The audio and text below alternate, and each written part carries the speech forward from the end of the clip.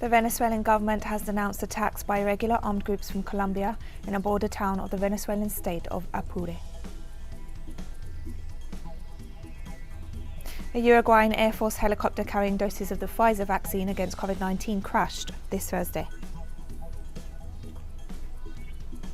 A giant container ship that ran aground on Tuesday continues to block the Suez Canal.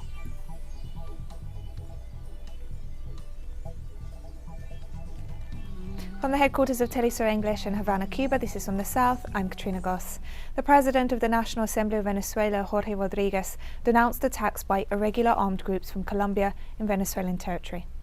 During a press conference, the parliamentarian condemned the recent attacks committed by armed groups against the population of La Victoria, located in the state of Apure, while reiterating the National Assembly's total support to the government of President Nicolas Maduro.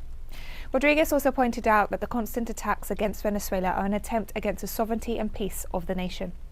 He also informed that the National Assembly is investigating the different acts orchestrated against Venezuela in Colombian territory, among them the frustrated assassination attempt against President Nicolas Maduro and the 2020 mercenary incursion known as Operation Gideon. The National Assembly of Venezuela extends its full and resounding support to the President of the Bolivarian Republic of Venezuela and Commander-in-Chief of the National Bolivarian Armed Forces, Nicolás Maduro, to the Minister of People's Power for Defense, General-in-Chief Vladimir Padrino López, and the Strategic Operational Commander, Admiral Remigio Ceballos, together with all the components of our glorious and brave National Bolivarian Armed Forces, in the decisive tactical operations of the Bolivarian Shield, who, in the exercise of their powers and in adherence with the Constitution, effectively safeguarded our sovereignty and will not allow in any way the operations of irregular armed groups in Venezuela. And Jorge Rodriguez urged the authorities of the Venezuelan Foreign Ministry to take the necessary steps at the international level to ensure the territorial sovereignty of the nation. This Parliament urges the Ministry of People's Power for Foreign Affairs to carry out the necessary international actions in favor of territorial sovereignty and to denounce the aggressions to which we are subjected before human rights bodies, Venezuela and its democratic government, with the Bolivarian spirit of the great homeland, wish that the Colombian people advance on the path towards definite peace. We will persist in the defense of our rights and in the fulfillment of our sacred duty to safeguard our territorial integrity and the lives of our beloved population. And in this context, the government of Venezuela denounced the attacks by armed groups from Colombia that targeted the population of a border town in Apure state. Venezuelan authorities stated that the attacks were targeted against employees and assets of the electric power company Corpoelec. Additionally, they denounced the attacks against the headquarters of the National Integrated Tax and Customs Administration, a building of the Bolivarian National Guard, as well as infrastructure of the state-owned oil and natural gas company PDVSA. During clashes with the assailants, the Bolivarian National Guard neutralized one of the leaders, known as El Nando, captured 32 individuals, destroyed 6 camps, and confiscated weapons, ammunition, explosives, and drugs. The operations were conducted as part of the Bolivarian Shield military exercises promoted by President Nicolas Maduro, who called for zero tolerance towards armed groups attempting to operate in the country.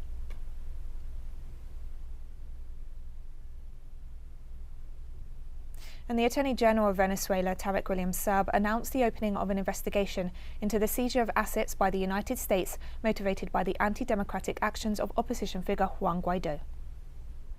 That is why, this March 23rd, we have opened a criminal investigation on the grounds of the seizure of these resources of the Venezuelan state that could have been devoted, among other purposes, to the COVID-19 pandemic and the purchase of vaccines for this virus, the purchase of medicines, the purchase of food. We are not just talking about figures. We are talking about the seizure of Venezuelan assets for an amount of $7 billion that belong to the people of Venezuela, that belong to the Venezuelan state, which have been plundered under the illegitimate excuses of the United States government and the governments associated with this criminal action that has been condemned by the United Nations. And the Attorney General also denounced that the United States' unilateral sanctions, blockade and seizure of Venezuelan assets abroad amount to crimes against humanity. The sanctions, the freezing of monetary assets, the seizure of Venezuelan assets amount to crimes against humanity, and the International Criminal Court has this evidence, has the reports in its hands, and must act accordingly. The investigation is known as VESLA 2, and we hope there is a response. Moving to the United Kingdom, where a total of 38 members of Parliament have signed a motion on Cuba and the United States blockade. The motion recognises that the US blockade against Cuba has cost the Cuban economy billions of dollars, causes shortages in essential services, and was aggravated by the Trump administration's last-minute designation of Cuba as a state sponsor of terrorism. According to the members of Parliament who supported the motion, this designation is a politically motivated move which intensifies sanctions against the Cuban people in the middle of a pandemic. The motion calls on the UK government to promote international cooperation with Cuba and encourage the Biden administration to normalise relations by reversing the designation of Cuba as a state sponsor of terrorism and ending the blockade.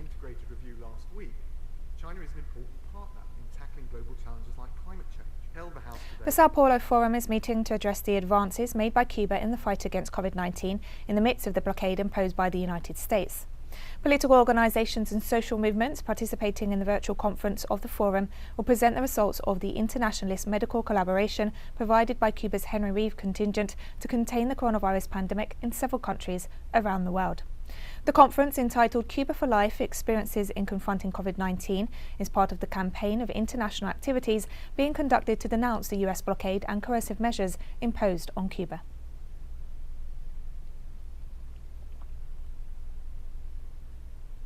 Haitian political parties and social movements called for demonstrations against the government this Thursday in the framework of the 34th anniversary of the passing of the 1987 Constitution.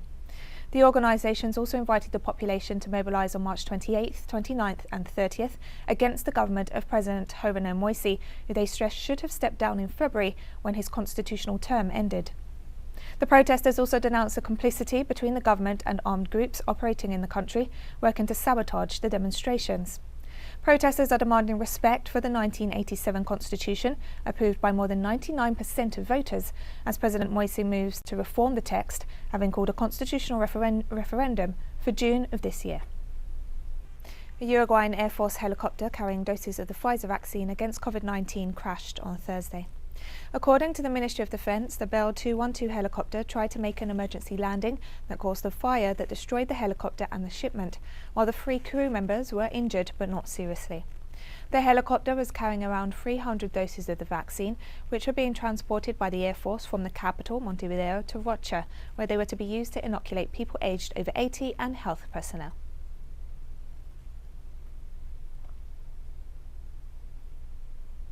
Elderly residents of the Peruvian capital Lima are being vaccinated against COVID-19 amid a deadly second wave of the pandemic.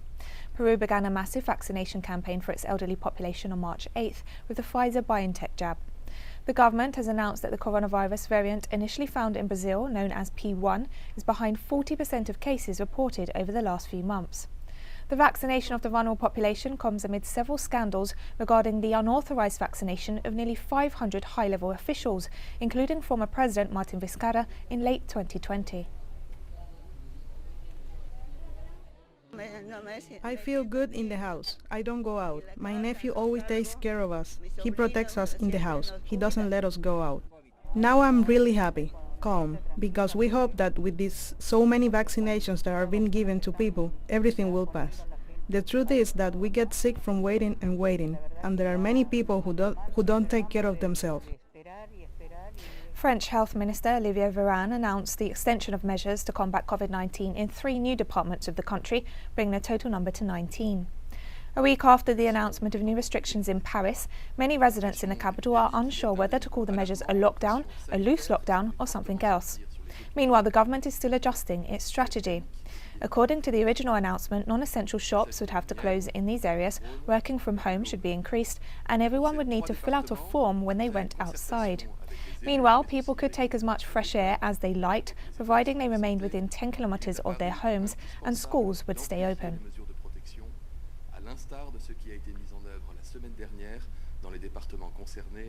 This Thursday, Bosnia received its first batch of some 23,000 doses of the Pfizer-BioNTech vaccine provided through the United Nations COVAX initiative. first shipment of vaccine to Bosnia through the COVAX program. As we already announced, these are 23,400 doses of Pfizer vaccine. We also expect to receive another shipment of 26,400 AstraZeneca vaccines later this evening. I would like to express the condolence to the United Nations to everyone in Bosnia and Herzegovina, the families and friends of those who have lost their lives to this pandemic. We know that we are facing a surge and the worst stage of this pandemic we have not seen previously, and many of you and many of people here are suffering. Kenya's Farmers League has demanded that grassroots communities be heard when action is taken to fight the COVID-19 pandemic. Research conducted in 3 counties concluded that restrictions have impacted small producers and local markets. Our correspondent Oscar Peldi has the story.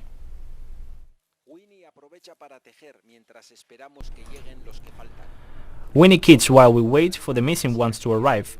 They are the group of Kenyan Farmers League of Mulo in Awendo, Migori, which meets to validate the results of the research. They pray before the beginning. They thank for being together. Onyango interpreters a passage from the Bible.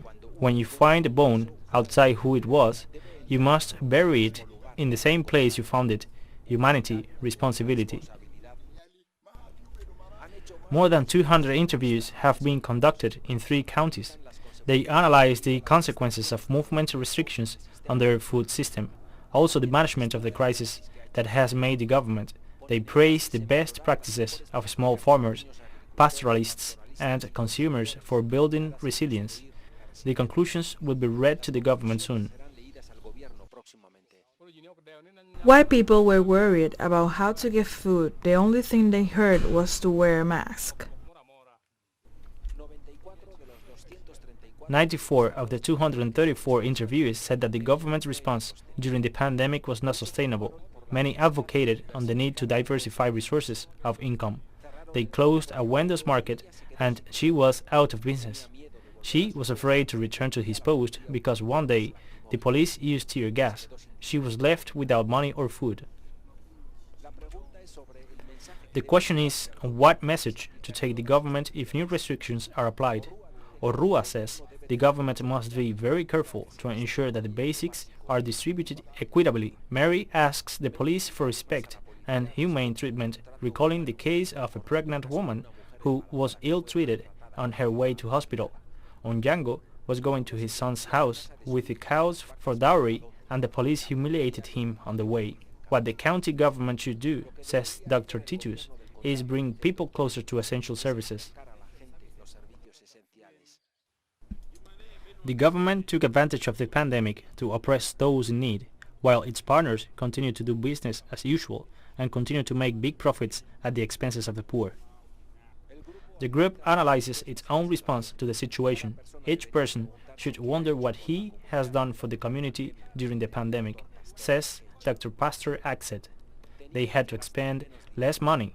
They made a meal a day, sometimes made only out of millet. The pandemic had some positive effects, Odero says, as urban migrants realized the importance of investing in their rural places of origin. They also reinforced the cultivation of iron-rich indigenous plants, such as apoth, which strengthen their immunity. There were government services which were essentially disrupted by the virus.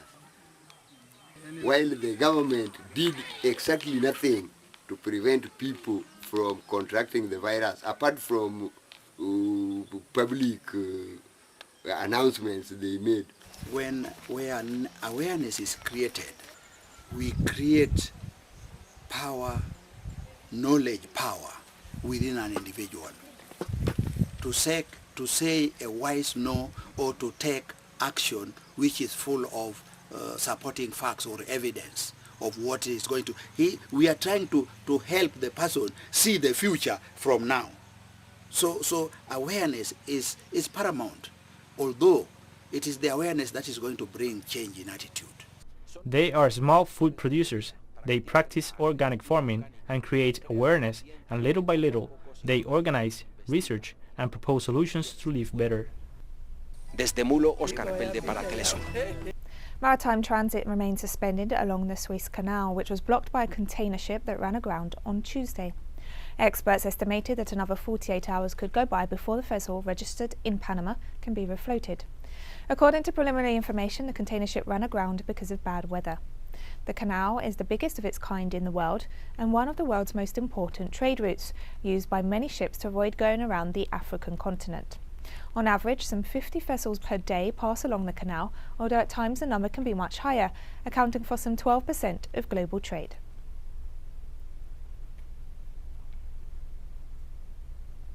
And a Denmark-based maritime expert stressed that if the cargo has been wedged across Egypt's Suez Canal remains stuck for much longer, the impact on global trade could be huge. Canal is potentially the most important canal around the world, has been for more than 100 years, and it is in reality is extremely simple. Either you go through the Suez Canal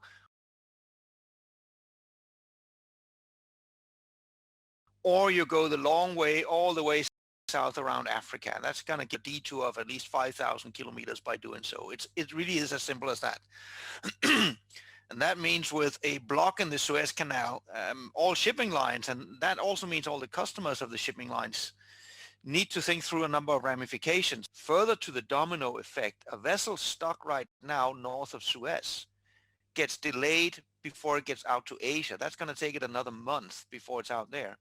But if the vessels don't make it out to Asia in time, they are of course also unable to commence their next journey with cargo from Asia back to Europe in time, which means the next journey around is going to be delayed up into Europe. Suez Canal.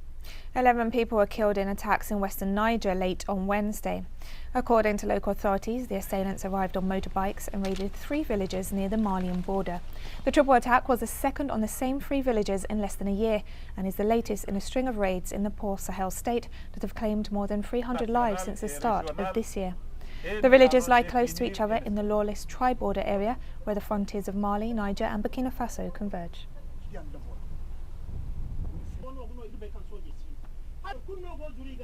South Africa is one of the countries with the highest number of people suffering from tuberculosis. In 2019, an estimated 360,000 people were diagnosed with TB and 58,000 died.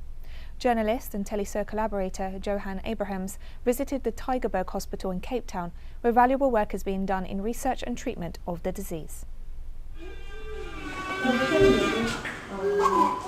The burden of TB in South Africa is significant. At risk are the most vulnerable populations, that is people living with HIV, pregnant women, newborn babies, and people living in informal settlements. At the Tygerberg Hospital in Cape Town, the Tygerberg Hospital Children's Trust collaborates with the Family Center for Research with Ubuntu, FAMCRU, to generate awareness about the research and treatment they do in the treatment of TB. So I think it's great that we have this partnership between FAMCRU and the Tygerberg Children's Hospital Trust, because what we need is to raise awareness about HIV and TB epidemics that are happening in our communities. And the only way we can make treatment better for our patients is to do proper research on how we can do it best. And of course we need the communities to work together with the research units so that we always have enough people that are willing to participate in research so that we can actually provide the community with the better treatment protocols that would be a better fit to our communities. FAMCRU continues with research and clinical trials into finding more effective treatment of the disease.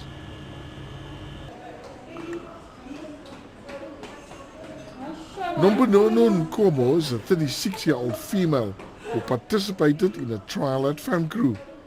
She successfully completed the study and a course of TB treatment. My advice to the other women, I would like to say to them, when they find out that they have TB during their expecting, they must use drugs every day. They mustn't skip day so that they can get help and healthy for their babies. Professor Mark Cotton is an internationally acclaimed specialist in the field of pediatric infectious diseases. He spoke about the importance of awareness around TB. Our unit is always focused on HIV, and HIV in children is an absolute disaster for TB. Anyone who has HIV, you've always got to worry about TB. So especially when someone is newly diagnosed, the chances of having both are reasonably high, and that's for children and for adults. Young scientist Dr. Caroline Pule is a Goodwill Ambassador for the Tygerberg Children's Hospital Trust. She says she chose this field hoping to make a difference. I couldn't understand, a disease that has been in existence for so long, why people are still dying. And for that reason, I felt like, okay, this is maybe a right direction to go, to study TB, to do my studies, my postgraduate studies, and towards PhD, in trying to find out if maybe my knowledge of understanding what causes TB and what causes to be more resistant, and if there's any way that my research can add value to improving the current TB treatment and hopefully indirectly save lives. The theme for World TB Day 2021 is "The Clock is Ticking," highlighting the urgency with which we must step up and increase our efforts to find, treat and end one of the world's leading infectious diseases. It is estimated that globally TB kills around 4,000 people every day, among them 700 children. Johan Abrams for TeleSUR in Cape Town, South Africa. And we've come to the end of this news brief, but remember you can find these and many other stories on our website at telesurenglish.net. You can also follow us on social media. We're on Facebook, Twitter, Instagram and Telegram. For TeleSUR English, I'm Katrina Goss. Thank you for watching.